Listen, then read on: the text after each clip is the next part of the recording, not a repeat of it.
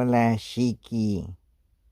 Hola, amigos, amigas, enemigos, enemigas, amables madres, gente bella, gente fea, de todos. Descubrí que el Khenpo, Khenpo quiere decir, es como un título, como decir maestro, pero hay un nivel todavía más alto que se llama Khenchen, pero este es un Khenpo.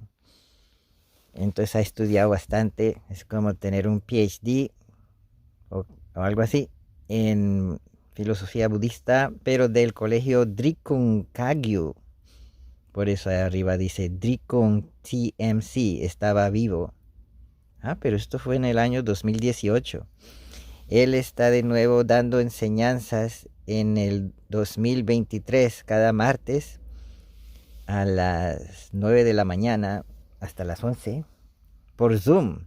Entonces aquí está vivo lo que dio. Pues ahí tiene fecha de 2018, no sé. Pero dice que fue en vivo. A ver, voy a prenderlo. A ver qué enseña. And, he said, if you want to be a practitioner,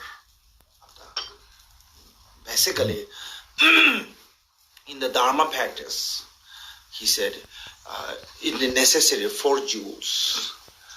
You need 4 jewels. First jewel is called definitely have to take refuge to the 3 jewels, Buddha, Dhamma, Sangha. In the Buddhism, when we talk about taking refuge to the 3 jewels, that is showing us your motivation. When we said, I want to take refuge to the Buddha, it means that I want to become a Buddha. I want to achieve your state. That is main focus when we say I want to take refuge to the Buddha. It's not something that is just performed ceremony. It's from your heart to what you wish, what you desire, what you hoping. What is your goal?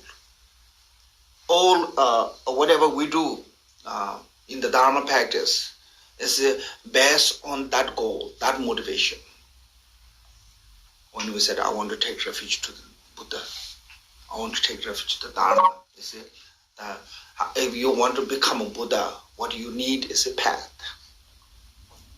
Like a Buddha is for example, Washington DC is your destination, and you have to use as a road to path to get there. So from here to DC, best the road is a 270, so highway. So that is how we have to find the right path. If you go to, if you want to achieve the Buddhahood, or you want to go to the DC and you catch what called the 15 North, route 15 North, you will reach to the Pennsylvania. You're not going to get to the DC. So you need a right path. That is called the Dharma. What does mean the Dharma mean in the Buddhism? And the Sangha mean the who help you, because we are not capable to do ourselves. So we need help. In the common way we use as if you are in school, it's called a teacher. Going to school is not just only a degree. Going to school is to learn something. Same thing is when we say I want to practice the Dharma, it's not something that is you received some kind of blessings. It's a blessing is a good one, but that blessing alone is not going to liberate you. Blessing alone is not going to make you freedom, not going to give you freedom. So like if you go to school, and you can get a blessing by just visiting the school. It make you feel good. You get some kind of connection. That's what is blessing mean. But just visiting school alone is not good enough. You have to join to the class. You have to take the semester. You have to take the class. You have to get the book. You have to learn from that. And you do your homework. When you've done everything, all those, then you will get some education.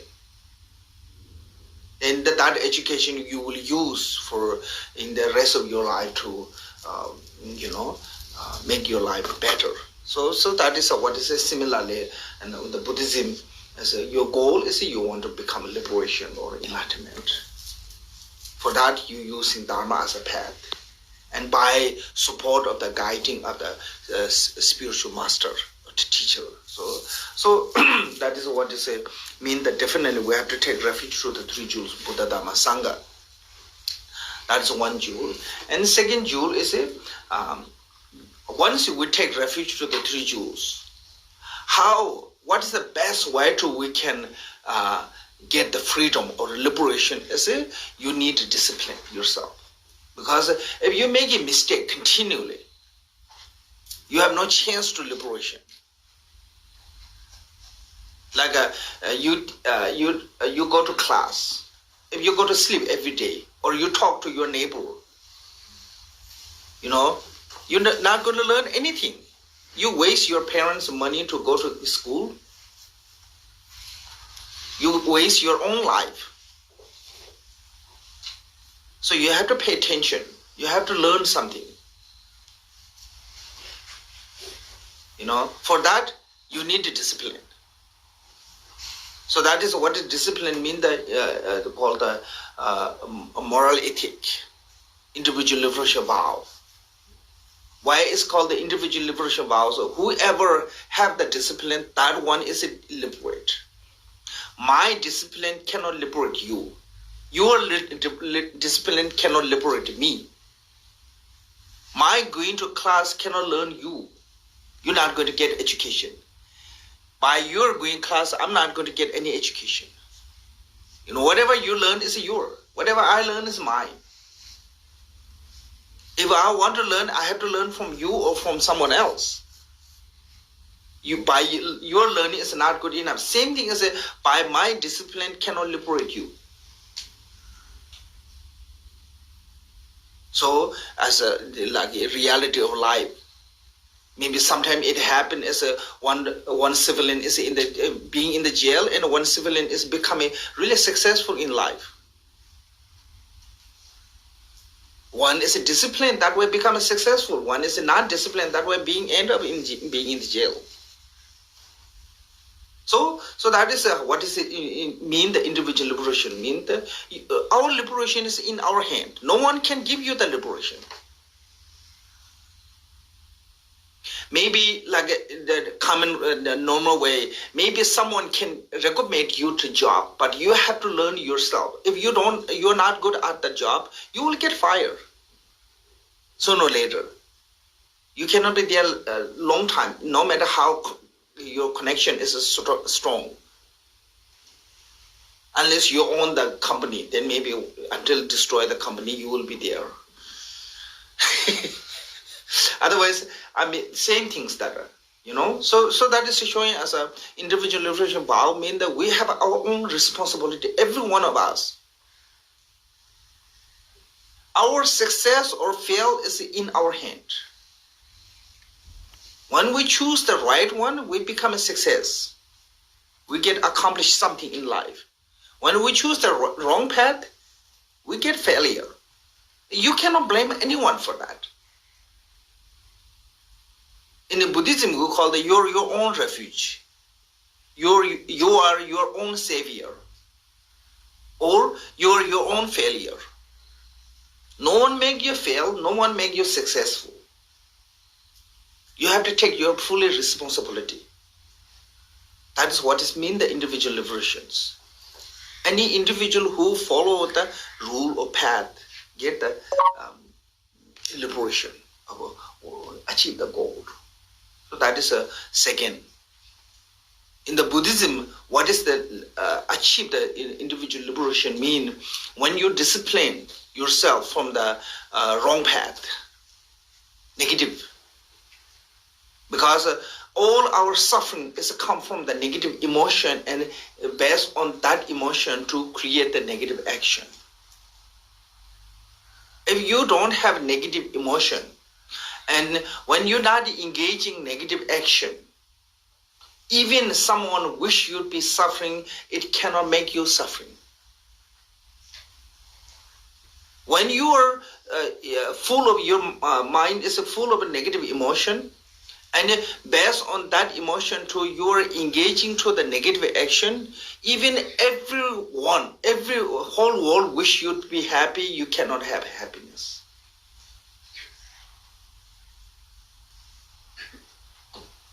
So because this is in your hand, you cannot blame anyone, good or bad.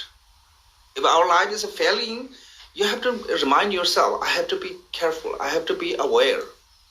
If you become successful in your life, this is your own effort. So that is what is mean the individual liberations. Whoever follow on that, and that is. So when we do something good, you don't need to wait to what called the reward of some kind of what called the recognition. Yeah, recognition or grateful. Because whatever you did, good did, it only benefit for you end of the day. You know, that happiness is only you will experience. When you be kind to someone, you get genuine happiness in your mind. That is only you will experience. Even your best friend cannot experience that one, no matter how close close to you. They cannot experience that one, because whatever we do bad or do is we're doing for our own good. You know, so that way you don't need to be. Because sometimes we have this kind of when nobody recognition, nobody appreciate, sometimes we discourage. At that time think, even nobody recognize, nobody appreciate, but it will benefit for me, so it doesn't matter. So that is what is individual liberation vow mean, that is second jewel. And third jewel is in the Buddhism called the bodhicitta. Bodhicitta means my well-being alone is not good enough, because I care so many people. If they are suffering and I'm really enjoying it, I cannot enjoy with that kind of circumstance. Like you love so much your parent, and you know your parent are really cold weather or hard weather or some kind of no food or some kind of suffering going on. Then you are doing party somewhere in the warm weather, nice place. You cannot enjoy there because you always remember that my parents are suffering somewhere. My loved one is suffering. That is in the bodhicitta mean. When we build care for other things, then you have this one. It's not good enough to my well-being. Not good enough to my only alone successful. Not good enough to my only achievement. My personal. If my loved one is suffering, then it's not going to be, doesn't matter. It's not going to be it's not going to give you any joy. So bodhicitta in the Buddhism, bodhicitta means that you are taking responsibility of taking care of your own loved one. And of course in the Buddhism, who are your loved one is every sentient beings. Directly or indirectly involved, they are kind to you. For that reason, but even we cannot take care of the every sentient beings. We try to take care of the people are around us. Directly, related to our life. Who are the directly related to you, our life? First is our directly related is our parent. Then our civilians. Then our relatives. Then our community. Then our town. Then our county, then our state, in our country, yeah? That those are really directly related to us. Because when they are suffering, something going to tragedy happen to them, it impact to you too. financially, physically, mentally, emotionally, so many different ways to impact to us when something happened to someone close to us.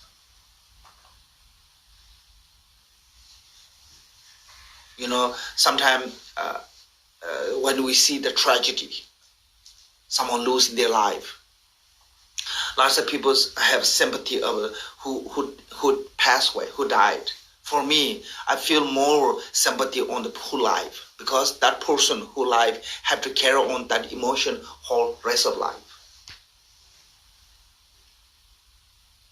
because they have that care. So that reason, when we build this kind of care to everyone, then we cannot rest. We cannot, being selfish. We cannot be selfish.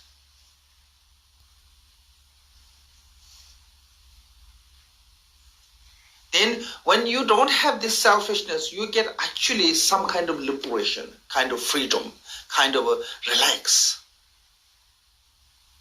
less fear. Because we build more and more selfish. Sometimes people think, oh, being selfish is a protect myself. Actually, it makes you more fear.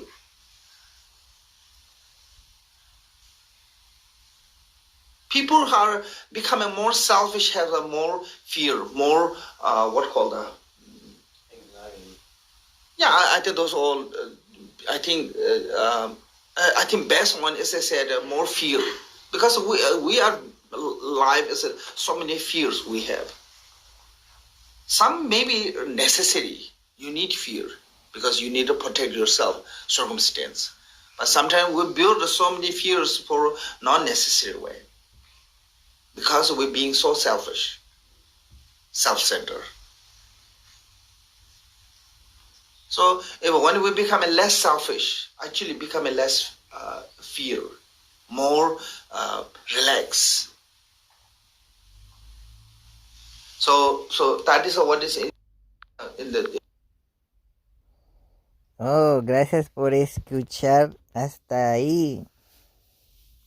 Falta 1 hora y media. Eso fue los primeros 20 minutos.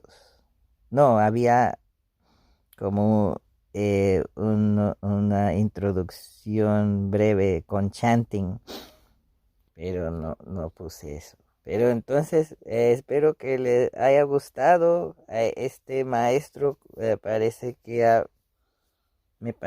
que pronuncia bien el inglés y va a estar enseñando los martes por Zoom, y parece que es gratis, y si uno habla español, lo van a traducir al español en tiempo real. El Soldi para creo que lo va a hacer. Pues voy a atender eso, a ver cómo va. El próximo martes de 9 a 11 a.m. Y yo apunté, el ID es 872-1875-1087, y el passcode es drikungtmc, como sin espacio, todo minúscula. El próximo va a ser enero 24 y cada martes hasta que termine comentarios sobre el ornamento del Mahayana Sutra. Ok, es como un anuncio esto. Pues para mí también es un recuerdo. Voy a intentar atenderlo. Gracias por escuchar. Bye.